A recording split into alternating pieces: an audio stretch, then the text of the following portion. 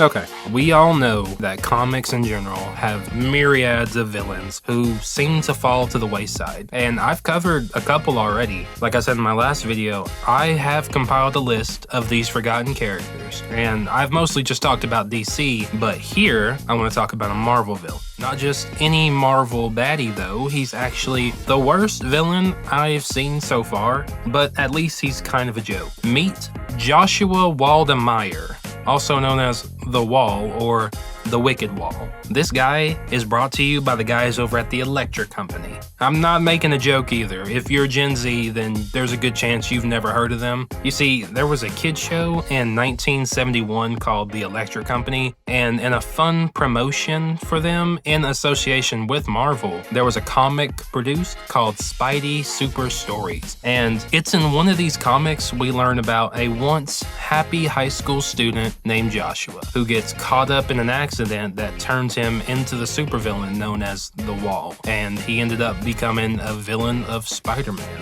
There's different versions of Joshua's backstory, it seems, because I've seen from this comic that he was a regular high school kid who had a wall fall on him, but if you Google him, it'll tell you that he worked for Oscorp, and during a fight between Spider-Man and the Green Goblin, a wall collapses onto him and caused his transformation. I'm just going with the official comics backstory, but I figured I'd mention it. Back to the story though. After this accident, Joshua emerged from the wreckage as a fucking brick wall. His body was now 4 bricks wide and 4 bricks tall. At the top of his body was a singular brick with his face in the center. I don't know how this could have happened. There's no good way of explaining it with logic, but it makes sense in Marvel and in comics, I guess. In the comics, for some unknown reason, the Wall decides he wants to attend a baseball game. You'd think he'd have, some other priorities like going to the hospital or having an existential crisis about having no arms or dick,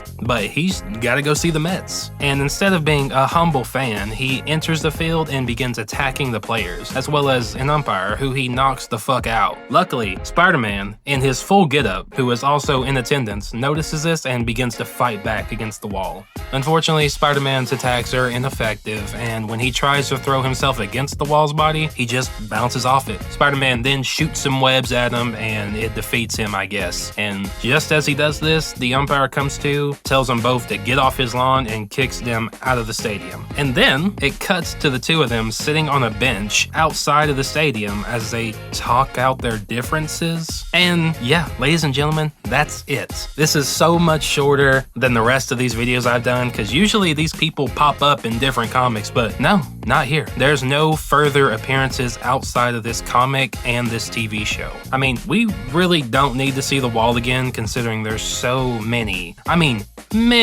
other villains that deserve screen time or comic time. The main reason though we'll never see him is because he isn't in the main Marvel continuity. He exists in the Electric Company universe with other villains like Jennifer of the Jungle, the Mad Scientist, and Blowhard. Pause. I don't know anything about that wacky gang of misfits, but I imagine they're not as cool as Joshua here. Look at Randy Orton slithering. Watch out, watch out! Now, with all supervillains and superheroes, you have to look at the stats. The Walls are unfortunately pretty easy to sum up, but we're still going to go through it. The Wall's body, which we know is made of bricks, allows him to have superhuman durability, as seen when Spider-Man bounces off him when trying to throw his body against him, which is fucking ridiculous. The wiki tells us he has the durability of concrete, which all in all makes Spider-Man look like a pussy. Oh boy, yeah. I know 5'6" lads out here busting up concrete by the hour. I don't know how he was not able to break this shit. Now, what we don't see much here is his feats of strength. His wiki says his strength is evidenced here when he was able to knock people out by hitting them to the ground. I don't know if that's superhuman strength. If so, then Marshawn Lynch is Earth's mightiest defender. And now for the most important part of the lore.